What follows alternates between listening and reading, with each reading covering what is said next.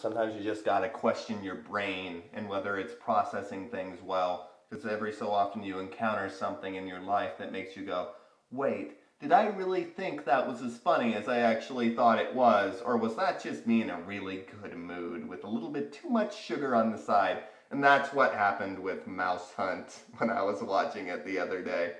Me and my girlfriend were just flipping through Netflix as we usually do when we're bored. And we came across it and we were like, oh, do you remember this movie as a kid? And it's one of those movies where I remember seeing it and I remembered like maybe one or two gags, but I didn't actually remember the movie at all. So I was looking at her and I was like, no, I don't remember it. And she was like, oh, you wanna check it out? And I was like, sure. And we start playing it and we were just kind of sitting there going, how the hell did we watch this as kids? This movie's messed up. The movie Mouse Hunt is directed by Gore Verbinski. He was the guy who later went on to direct The Ring, Pirates of the Caribbean, and one of my personal favorites, Rango. Like, Rango is one of those movies where the first time I saw it, I was like, yeah, that was pretty good. I liked it. Then the second time I saw it, I was like, whoa, that movie is actually really, really good. There's so many little layers to it that you don't see on the first time. And then you go back to revisit it and you go, wow, there's actually some depth to this, like, cartoon about the Johnny Depp lizard. So with Mouse Hunt, you have none of that depth whatsoever. Just completely forget about it. This is a live-action cartoon for adults. Not that kids can't watch it. Kids can watch it and probably get some kind of joy out of it because it's a very slapsticky and there's all kinds of insane situations that happen. But then, you've got to realize that at the time this movie was being sold, it was being sold as a children's film. So everybody was going to go see it, like expecting this like light, funny movie about these guys trying to kill this mouse, but they didn't realize that there's all this messed up, dark stuff in it.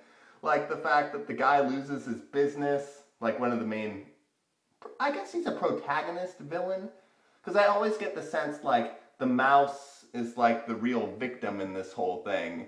And they're trying to get this rat out of the house so that they can like remodel it and sell it to like the highest bidder. They inherited this place.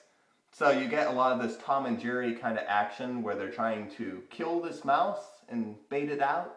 And all kinds of horrible things happen. Like, you know, they set up all these mouse traps and all the mouse traps go off at once and like start attacking them. And then they send Catzilla in there and Catzilla tries to kill the mouse and Catzilla ends up getting into horrible situations, and I'm assuming, did Catzilla die, actually? I don't know. To be honest, I was half watching through, like, the first half of it. I was on the computer doing homework while she was watching it, and then it caught my attention. Because I remember this movie was very badly reviewed, and for the first little section of it, I was kind of like, okay, this is going to be terrible. The first gag's really funny, when the body comes out of the coffin.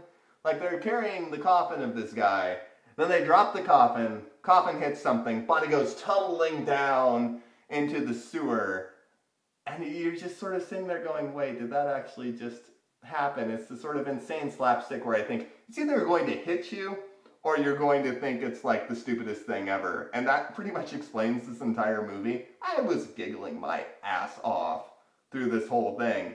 And I realized that most people who watch this movie are probably just going to think it's stupid because it's so over the top, it's so cartoony, it might as well be a cartoon. You've got Christopher Walken as the exterminator who comes in, and he's full on Christopher Walken, just talking like an insane person, eating rat poop, and it was so much fun. Maybe I just like Gore Verbinski. You know what, his sense of humor appeals to me. If you can look past Pirates 2 and 3, I pretend like he didn't direct those.